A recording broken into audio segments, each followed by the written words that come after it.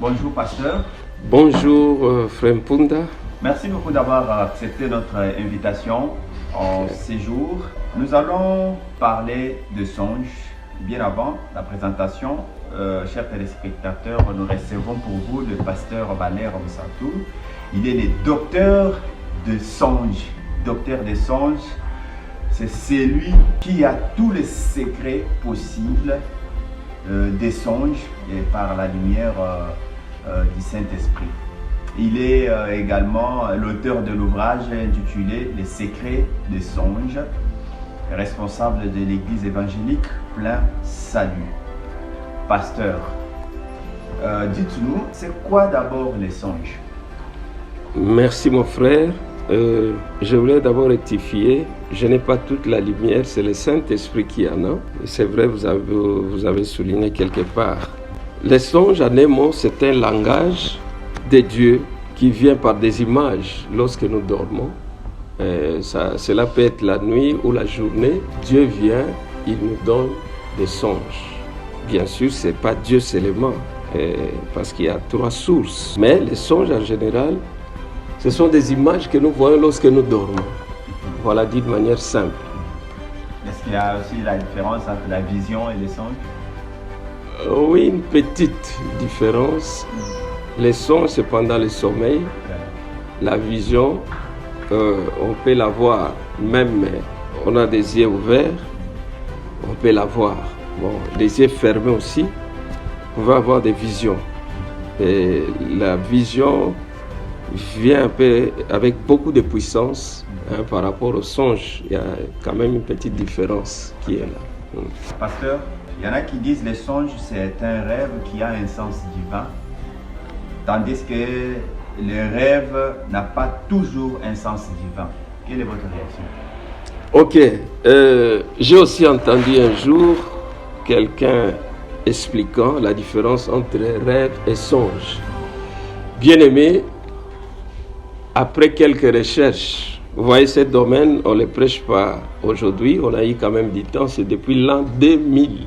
Aujourd'hui, c'est 2024, disons 24 ans, c'est beaucoup. On a eu le temps de faire des recherches dans la Bible, à l'Internet, tout ça, et dans des jeûnes de prière pour connaître quand même ces domaines. En réalité, il n'y a pas une différence entre rêve et songe. Ce sont des mots synonymes. C'est question de voir dans des versions des Bibles. Il y a des Bibles où vous verrez, on a écrit songe. Et les mêmes versets, lorsque vous allez dans une autre version, vous verrez, on a écrit rêve. Mais c'est les mêmes versets. Là-bas, c'est songe, de l'autre côté, c'est rêve. En réalité, il n'y a pas une différence. Ce sont des mots synonymes, je reprends. Je comprends ce qui explique de la sorte qu'il y a une différence entre rêve et songe. Le problème, c'est quoi? C'est de dire, d'expliquer la source des songes, ce que l'autre a vu. Ça vient tout. Donc, il y a des sources des songes. Oui. Quelles sont les sources des songes? Il y en a trois. Il y en a trois. Les songes peuvent venir de Dieu lui-même. J'ai bien expliqué en long et large dans mon livre. Les songes peuvent venir de l'homme lui-même et les songes peuvent venir de l'ennemi. Il y a trois sources. Maintenant, le discernement des esprits nous aide à connaître la source. Ça, c'est très important. C'est le discernement des esprits. Vous voyez, ce domaine est compliqué. Lorsque Pharaon avait rêvé, il a appelé ses sages, ses magiciens. Personne n'a pu donner l'interprétation. Pourquoi? Premièrement, concernant le discernement, il faut avoir l'Esprit de Dieu pour savoir, ça vient de Dieu. Ça, c'est l'homme lui-même, ça, c'est l'ennemi. Il faut l'Esprit de Dieu. Celui qui n'a pas l'Esprit de Dieu, franchement, ne peut pas interpréter un songe correctement. Pasteur, mais comment connaître que ces songes a pour source l'homme, ces songes a pour source Dieu, ces songes a pour source satanique? Premièrement, par le discernement des esprits, c'est un don que le Saint-Esprit donne, le don de discernement. Deuxièmement, grâce à la parole écrite, la parole de Dieu.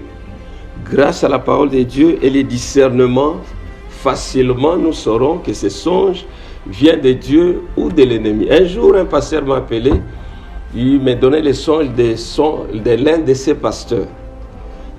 Lorsqu'il me parlait, il m'expliquait, parce que c'était l'un de ses pasteurs qui avait rêvé. D'un coup, je vois en vision un serpent. Et le Saint-Esprit commence à m'expliquer ce qu'il dit là. Ça vient des sorciers qui l'ont envoyé un serpent. Là, il parlait, mais moi, on m'a déjà expliqué ce qui s'est passé. Qu'est-ce que je voulais dire par là? Le Saint-Esprit, c'est lui qui a vraiment ce pouvoir de nous aider à comprendre ce domaine qui est difficile. Quand j'ai entendu, comme vous avez dit, quand les hommes de Dieu expliquent songes et rêves pour chercher à donner une différence, le problème c'est quoi? J'ai compris pourquoi ils disent ça. Le vrai problème, on pense que quand les songes ou les rêves viennent avec ténèbres, c'est là qu'on peut appeler songe. Et quand ça vient pas de manière frappante, là c'est un rêve, c'est-à-dire il n'y a pas un message, tout ça. Non, le problème c'est la source, comme je l'ai dit. Maintenant laissez-moi expliquer la source des songes. Les songes qui viennent de Dieu a un sceau divin. Job 33 nous dit, il met un sceau à ses instructions. Dieu parle, et tantôt d'une manière, il dit non, tout ça. Et on dit quelque part, il met les sceaux à ses instructions. Les sceaux là, c'est ça les messages. Quand vous vous réveillez, le message est là. Le rêve est toujours là. Même après une semaine, après un mois, après une année. Parce que Dieu a mis un sceau. Alors, la différence, là je parle maintenant des sources. Le songe qui vient de Dieu a un message. Le songe qui vient de l'homme n'a pas de message. Je donne un exemple. Une maman vient de perdre son mari. La nuit, elle rêve le mari qui vient, qui lui dit, Thérèse, pourquoi tu m'as abandonné? Elle se réveille le matin. Vous croyez que ça vient de Dieu? Non. Là, c'est un songe qui vient de l'homme. À force de beaucoup penser sur son mari qui venait de mourir, il est normal, pendant les rêves, de vivre de tels songes, où il voit son mari qui vient, pourquoi tu m'as laissé? Ça ne vient pas de Dieu. C'est là où nous avons besoin du discernement des esprits. Quand quelqu'un meurt à peine, il est normal qu'on les rêve, parce qu'ils vivaient ensemble. La mémoire est fraîche, mais laissez le temps passer, vous verrez, il va commencer à quitter dans les esprits. Et troisièmement, j'ai dit, les songes peuvent venir de l'ennemi. Bon, je détaille un peu les songes qui viennent de l'homme. Les songes, quand les songes viennent de l'homme, il n'y a pas de message divin. Deuxièmement, il y a Ecclésiaste qui parle des occupations qui produisent aussi des songes lorsque nous dormons. Il y a les scientifiques qui parlent des songes prémonitoires et compensatoires. Ils expliquent à leur manière. Compensatoire, c'est-à-dire l'accumulation de tout ce qu'on a fait la journée peut produire quelque chose la nuit. Ça, c'est ce que disent les scientifiques. Prémonitoire, là, c'est la prophétie, les futurs. Malheureusement, ils ne croient pas à la prophétie, ils appellent ça un hasard. Lorsque vous faites un songe comme ça, prophétique, et pour eux c'est un hasard, c'est une coïncidence, la chose est arrivée par coïncidence, par hasard. Ça, c'était, nous croyons à la prophétie. Alors, les songes qui viennent de l'homme n'ont pas un message divin. Et quelqu'un qui est tout près de la radio, il dort, soit de la télé, il y a une prédication là-bas. Il est en train de dormir, dans les rêves, il se retrouve en train d'écouter une prédication. Ça sont des choses réelles qui se font. En réalité, ça et il se réveille, des choses comme ça, et vagues, il est un peu embrouillé. Bon, j'entendais quand même au prêcher là. En réalité, c'était la télé. Ce n'est pas un songe qui vient de Dieu. Ce n'est pas important. Oui, il n'y a pas un message. Il ne faut même pas chercher un message. Ouais. Alors, il y a celui qui veut voyager, par exemple, pour la première fois, il va aux États-Unis. Il est tellement prêt. Il peut rêver des choses liées à ses voyages qui viennent de lui-même. C'est vrai, Dieu peut parler, mais souvent, on voit aussi l'homme. Une sœur qui a beaucoup aimé un garçon, un frère, et comme j'ai vu une sœur un jour, parce que j'ai rêvé, je marchais avec lui, on s'est tenu la main. J'ai compris que c'était ses pensées, ça ne venait pas de Dieu. Voilà, là c'est le songe qui vient de l'homme. On peut croire que tel est sorcier, tellement on a nourri ses pensées. La nuit, on peut le voir en train de vous pourchasser. Parce que vous avez nourri cette pensée-là qu'il est sorcier. Ça n'a rien à voir avec le message de Dieu. C'est pourquoi nous devons avoir le discernement des esprits. Ça, c'est un domaine difficile. Les songes qui viennent, troisième, qui viennent de l'ennemi. Là, il y en a beaucoup. Quand on parle de mari, femme de nuit, ce sont ces songes-là. On voit les gens qui rêvent souvent les morts, les gens qui sont morts il y a longtemps. Et il y a cette répétition. Ça, ce n'est pas Dieu, ça vient de l'ennemi. Parce que les songes, lorsque Dieu veut annoncer la mort dans un songe, je donne l'exemple. Quelqu'un qui rêve la maison en train de brûler. L'interprétation là-bas, c'est la mort. Comme Sodome et Gomorrhe. Dieu avise. Il avertit la personne pour lui dire, attention, dans quelques jours, il y aura quelqu'un qui va mourir dans votre maison. Mais l'image qu'on voit là-bas, la maison qui est en train de brûler. Le message, c'est la mort. Une maman qui voit dans les rêves, elle est en train de chercher son mari. Elle a beau chercher pour ne pas le trouver. Elle se réveille le matin, elle voit son mari est là. Mais pourquoi j'ai rêvé ça? Ça aussi, c'est la mort. Dieu veut montrer à la maman que les jours qui viennent, tu chercheras ton mari sur la terre des vivants, tu ne le verras pas. Là, vous êtes toujours dans la source venant de Dieu. Bon, là aussi, je voulais dire qu'il y a deux sortes de mauvais songes. Il y a des mauvais songes venant de Dieu, qu'on appelle les avertissements. Il y a des mauvais songes venant du diable et de l'ennemi. C'est là où nous attaquons la troisième source des songes, les songes qui viennent de l'ennemi. Tout mauvais songe ne vient pas de l'ennemi. Tel que ce que je venais de dire tout à l'heure, une maison qui brûle. Ça ne vient pas de l'ennemi, ça c'est un avertissement de Dieu qui révèle la mort dans la maison. Pourquoi Dieu a montré? Pour épargner son peuple. Quand vous lisez dans Job, on nous montre comment Dieu envoie pour prévenir l'homme et l'arracher du danger. Alors, les mauvais songes venant du diable, il y en a beaucoup, mais l'objectif là-bas, c'est l'attaque. L'ennemi vient attaquer. Il vient menacer, il vient attaquer, il vient détruire. Mais quand ça vient de Dieu, même si c'est un mauvais songe, c'est un avertissement pour que Dieu délivre la personne. Que faire maintenant si Satan commence à attaquer quelqu'un pendant les songes?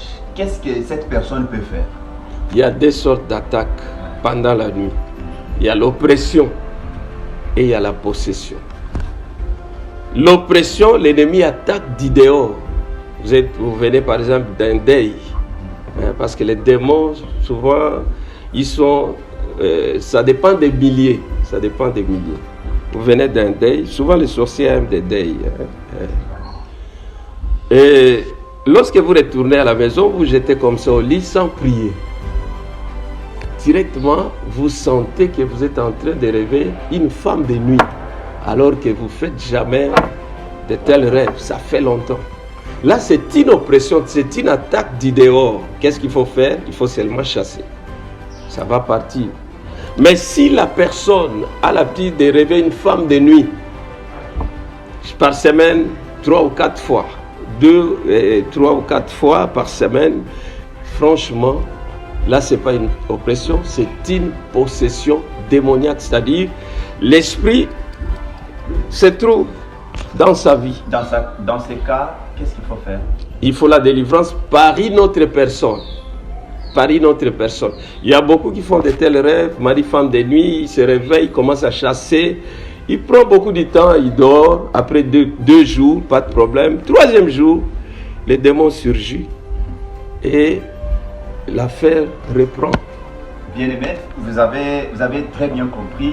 Là, il faut une délivrance par Également. une autre personne. Il n'y a pas d'autodélivrance. Nécessairement. Il faut une autre personne. Nécessairement. Chers téléspectateurs, vous avez compris qu'il y a de rêves, des songes dont la source est du diable, et ces rêves où le diable vient menacer votre vie, veut menacer votre vie, veut mettre votre vie en danger, et la seule solution c'est passer par la délivrance. Voilà. Maintenant, qui peut vous délivrer? Qui peut faire ce travail? Il y a quelqu'un en qui Dieu a déversé ces pouvoirs.